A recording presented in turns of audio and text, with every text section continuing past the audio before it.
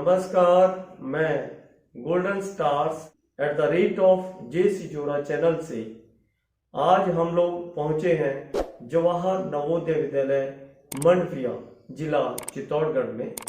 आज हमारे साथ जुड़े हुए हैं गोल्डन स्टार के रूप में अर्नव गर्ग, जो कि यहाँ पर 8वीं कक्षा में पढ़ते हैं।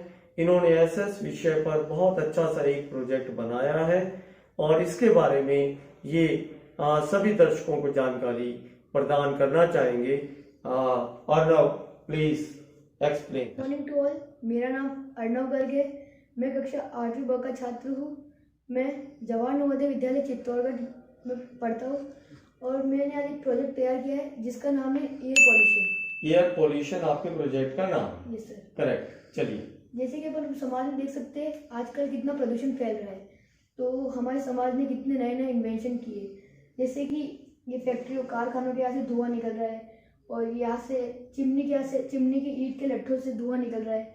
जहाँ पे मेरा ये मानना है कि अगर अपन यहाँ पर एयर प्यूरीफायर लगा दें, जिससे क्या होगा, जो छोटे छोटे कण होंगे वो एक जगह इकट्ठे हो जाएंगे, जिससे हम इलेक्ट्रिसिटी प्रोड्यूस कर सकते हैं। और आगे जो छोटे छोटे गाँव होते हैं जहाँ पर बिजली नहीं पहुँच पाती, उनकी मतलब ऐसे बिजली नहीं बना सकते वो, तो मेरा ये मानना है कि यहाँ पर वो उनके 2 फायदे हो सकते हैं। एक तो इलेक्ट्रिसिटी प्रोड्यूस कर सकते हैं और एक प्रदूषण भी नहीं फैल सकता। बहुत बढ़िया। तो अर्नव, आप प्लीज बताएं कि ये जो 2 आपने दिखा रखी हैं कोई बिल्डिंग्स हैं, तो ये किसको रिप्रेजेंट करते हैं? सर, फैक्ट्री और कारखानों। फैक्ट्री या कारखाने हैं। और ये आपका जो प्रदूषण मतलब धुआं निकलने का जो पाइप है वो दिखा रखा है। करेक्ट। इसके ऊपर आपने कुछ कॉटन का प्रयोग किया है। कॉटन किसको रिप्रेजेंट कर रहा है? सर, इसका ये रिप्रेजेंट कर रहा है प्रदूषण को।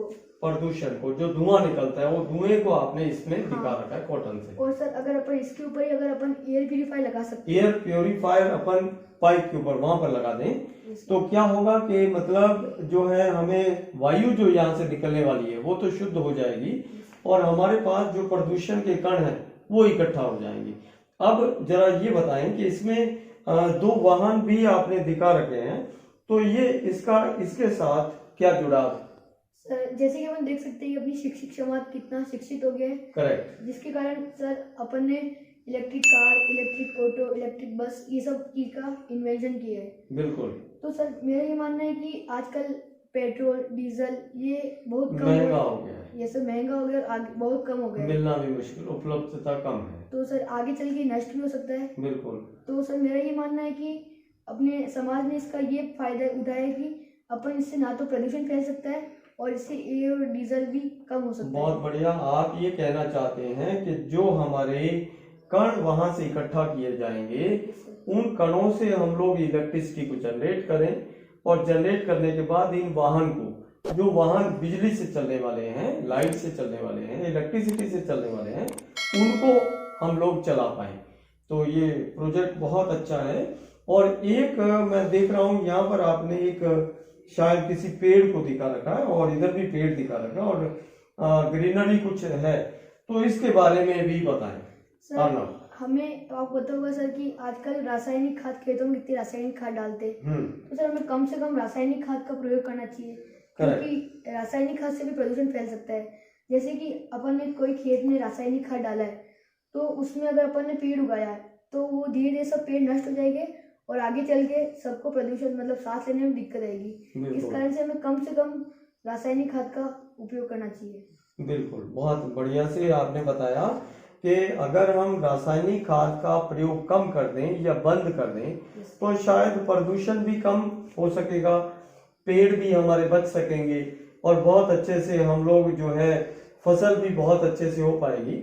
हम लोग जो है कहना चाहिए गोबर खाद या वर्मी कंपोस्ट का प्रयोग करके भी हम उस पे ऐसी समस्या को निजात पा सकते हैं। हमें ज्यादा से ज्यादा वर्मी कंपोस्ट का प्रयोग करना चाहिए। बहुत बढ़िया, बहुत बढ़िया, बहुत अच्छे से आपने एक्सप्लेन किया।